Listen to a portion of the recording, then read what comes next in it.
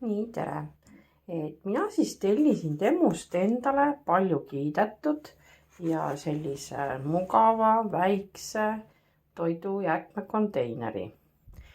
Avame siis selle ja näitan teile ka. No nii, võtsin ta siis kastist välja.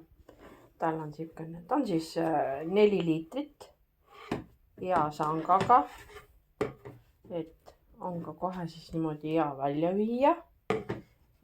Peal on ta siis gaas ja siin siis kui lahti teed, on siis selline toidusõel, mis käib ka siis siit omakorda välja,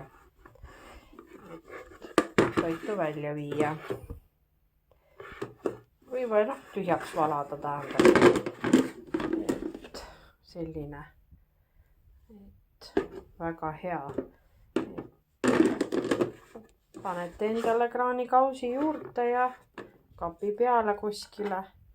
Ja siuke hea, ei ole väga suur, ei ole väga väike. Kas või niimoodi üle päeva või paari päeva tagant välja viia.